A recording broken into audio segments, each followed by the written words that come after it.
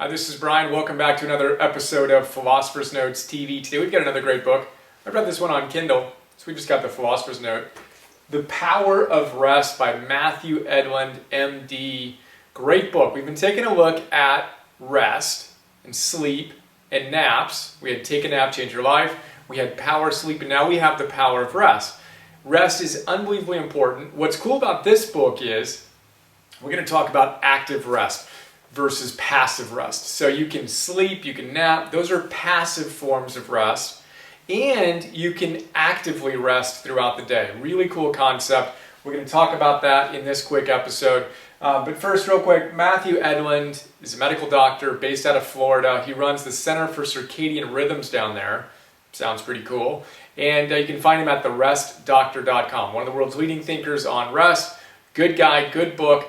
Let's jump straight in. So we'll start with this idea of active rest. And he tells us that life is rhythmic. Yesterday we talked about the fact that we need to engage in absolute synchrony, is what Dr. Maz said we wanted to find with our sleep and waking patterns. We want to go to bed at the same time and wake up at the same time day in and day out. Well, Dr. Edlund tells us we want to find those rhythms throughout our day. We want to find this oscillating, beautiful rhythm of being on and resting, performing and resting.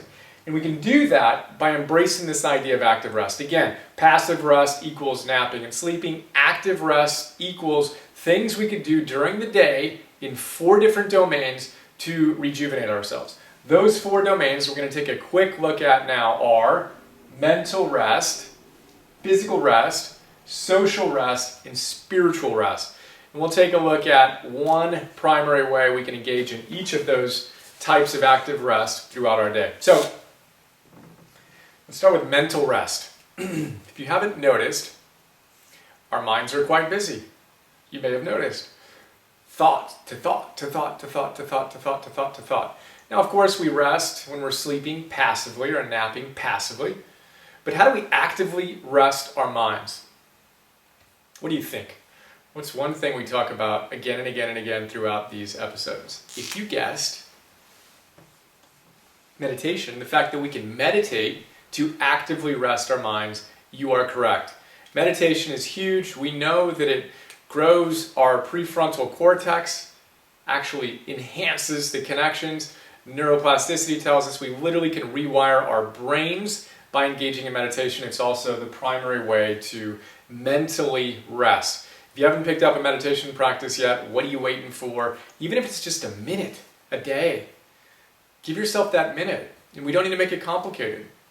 One of my favorite teachers on the subject, Herbert Benson, who wrote The Relaxation Revolution, we'll do one of these episodes on his great book soon. He talks about the fact that, look, you don't need to judge your meditation. When you brush your teeth, you're not sitting there while you're brushing your teeth wondering, is this a good toothbrushing or is this not a good toothbrushing? You just brush your teeth. He says we need to do the same thing with our minds. Just brush your mind. Just sit down. Whether that's for a minute or 5 minutes or 10 minutes or 12 minutes. His research shows that 12 to 15 minutes of daily meditation will literally not only rewire your brain, it will change the expression of your genetic code via something called epigenetics we'll talk more about. So meditation's huge. If you got to practice, awesome.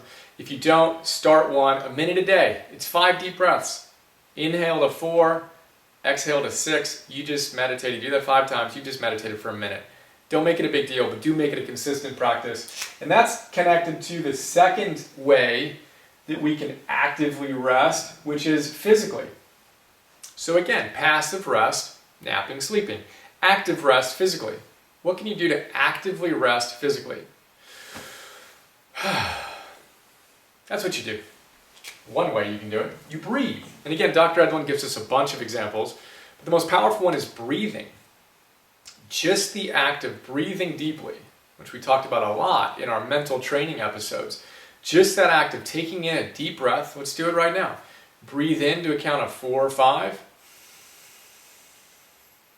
6, and breathe out to a count of 6 or 7 or 8.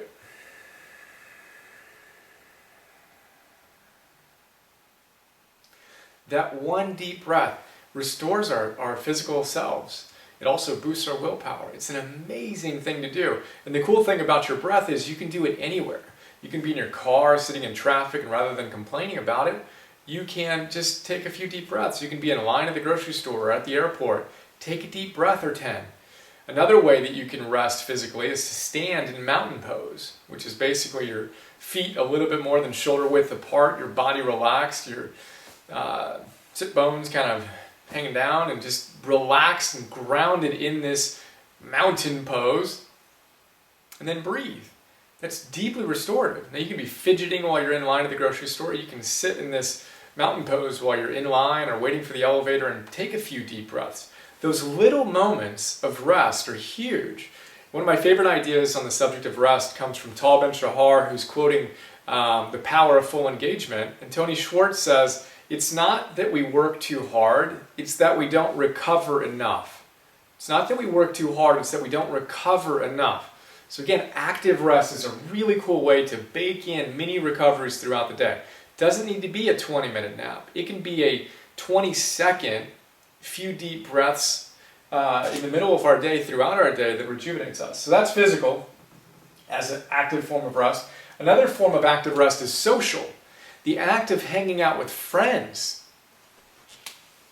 is one of the best ways that we can actively rest. Go on a walk with a colleague through the park during lunch, or just go to lunch with a colleague rather than sitting at your desk working hard. Or maybe you're going to take a nap that day, so you're not going to hang out. But find ways to interact in meaningful ways with people around you throughout the day. Not complicated, but important. And it's a really cool form of active rest. That's social active rest. And then our final way to actively rest is spiritual. How do you spiritually rest? Well, again, there are a lot of ways we can do that. One way that Dr. Edlund suggests is to pray. 1 minute, he says. 1 minute prayer. Can you take one of those deep breaths and a couple more deep breaths and think about whatever it means for you to pray? Whatever it is that you pray to, or however you pray, take a moment to do that. Breathing in all the amazing things in your life and the power that's greater than us, that has given us such beauty in our lives. Find those things that we're just deeply appreciative of and imagine our even more optimal life. And as we unfold and actualize and evolve, what would our lives look like? Pray in thanksgiving and in this beautiful anticipation of this life that's unfolding. Prayer, even in 1 minute, is a really cool way to actively rest. So that's a super quick tour. Active rest. We've got passive rest, napping, sleeping. We've got active rest. We can do it in 4 different domains: mental, physical, social, and spiritual. One way we can do it for each of those is meditation. Great way to mentally rest. Breathing, great way to physically rest. So is the mountain pose. Hanging out with friends. Take it for granted, but if you're feeling a little bit depleted, go spend some quality time with friends. And then that 1 minute prayer. There you go. Power of rest. Thank you, Dr. Edlund. I'll give you links to learn more about him and what he's up to. Again, therestdoctor.com. But what was the big idea that landed? Which one did you like the most? And how can you make that a bigger part of your life starting today? Get on that. I look forward to sharing more with you soon. Have another awesome day. See ya.